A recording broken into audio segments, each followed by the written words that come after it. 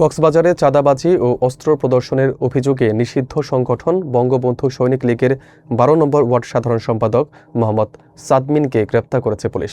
গতকাল রাতে পৌর এলাকার নিজ বাসা থেকে অস্ত্রসহ তাকে আটক করা হয়। দীর্ঘদিন ধরে দলীয় প্রভাব খাটিয়ে সাধারণ মানুষকে নির্যাতন ও অরাজকতা সৃষ্টির অভিযোগ রয়েছে তার বিরুদ্ধে। বাকিটা জানব আরাফাত শিকদারের প্রতিবেদনে। কক্সবাজার পৌর এলাকায় ১৬ বছর ধরে ত্রাসের রাজত্ব কায়েম করা নিষিদ্ধ সংগঠন বঙ্গবন্ধু সৈনিক লীগের নেতা মোহাম্মদ সাদমিন এখন শ্রীঘরে।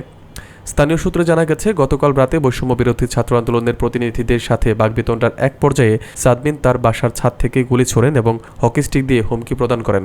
খবর পেয়ে কক্সবাজার সদর মডেল থানার একটি বিশেষ দল ঘটনাস্থলে অভিযান চালিয়ে একটি ম্যাগাজিন ও আগ্নেয়াস্ত্র উদ্ধার করে।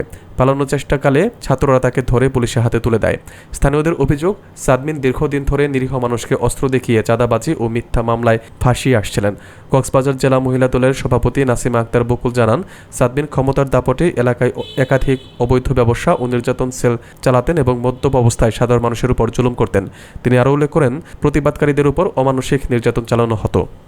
তিনি হুঁশিয়ারি দিয়ে বলেন, এই ধরনের অপরাধীদের বিরুদ্ধে কঠোর আইনানুগ ব্যবস্থা গ্রহণ করা না হলে দেশে অরাজকতা সৃষ্টির শঙ্কা রয়েছে। শহীদ হাদির মতো আরও কোনো প্রাণহানি যেন না ঘটে, সেজন্য প্রশাসনের দ্রুত হস্তক্ষেপ কামনা করেন তিনি। বর্তমানে পুলিশ আসামিদের বিরুদ্ধে পরবর্তী আইনি প্রক্রিয়া শুরু করেছে। বাইক সহ দিয়ে তাকে একদম সামনে চেঁচাই নিয়ে গেছে, যেটার ভিডিও আপনাকে আমি ধরেন টাইম আছে তো টাইমটা দেখে না, টাইমটা ওখানে আজকে ঘটনা আজকে এখনের ঘটনা সাজিম হচ্ছে এই সন্ত্রাসী সারিকার ভাই। আচ্ছা, তো এটা নিয়ে ওখানকার যে লোকজন ছিল, আপনি তো মুখে মারতেছেন কেন, আবার তার গাড়ির উপর উঠে দিচ্ছেন, সে তো দাঁড়াই গেছে গা। এটা নিয়ে যখন এলাকার লোকজন বলছে, বলার পরে সন্ধ্যা ৭টা নয়, তাহলে বলার পরে আমার রেন্ট বাইক ভাড়া দেয়, ও আমার কাছে যাচ্ছে, ও বলছে যে ও তো আমার ম্যানেজার, আপনি তো এভাবে মারতে পারেন না আমার ভাইস্তা। ও বলার পরে ওর সাথে লাগছে, ওর সাথে লাগার পরে আমার ছেলে ছিল, আমার ছেলেও আসছে যে সাজিম মামা তুমি তো এটা করতে পারো না।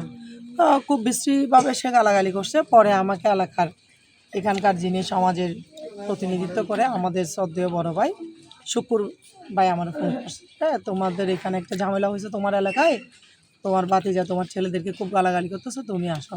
আমি এসে দাঁড়াইছি, দাঁড়ানোর পরে দেখি যে ৩-৪টা ফায়ার করলো। পরে আমি সাথে সাথে লাইভে গেছি, যেহেতু ফায়ার হচ্ছে আমাদের ডকুমেন্ট থাকা দরকার। তা আমি লাইভে গিয়ে কতক্ষণ দাঁড়ালাম, পোলাপাইনদেরকে বলছি তোমরা চিল্লাইও না, ঘটনা এবার আমারে বলো পুরাটা।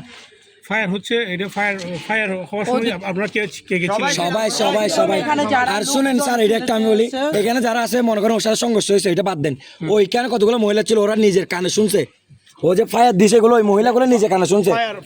আর টোটাল হচ্ছে যে এই সাংবাদিক ভাই আপনারা কারা আছেন এখানে, টোটাল টাইম যতই লস হবে ততই হচ্ছে ও অস্ত্রটা সরানোর সুযোগ পাবে। ওর বাসা অস্ত্র আছে, আমরা আফার লাইভে আমি ফায়ার আওয়াজ শুনেছি, সাথে সাথে আমি সাংবাদিক আরফাদের সাথে কলে ছিলাম, ও শুনছে। হ্যাঁ সাংবাদিক আরফাদ, আমি রামুদু ছিলাম, সুজন ভাই আমি লাইভ আপনাদের রামুদু ছিলাম। আপনারা এখানে কি উদ্দেশ্যে আসছিলেন সন্ধ্যার পরে এই অ্যাক্সিডেন্টের ঘটনা? ভাই এই তো এর বাসা এখানে, আমার বাসা উপরে, প্রতিষ্ঠান এখানে, আমার আমি সামনের গলিতে তার বাসায় গেছিলেন?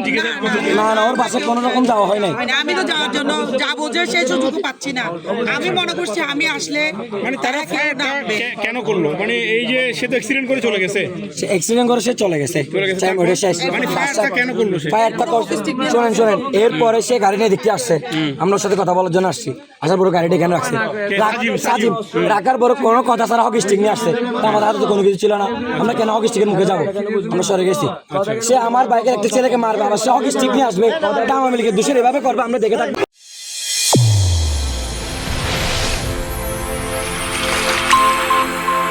চ্যানেল A1 হৃদয় রেসপন্স।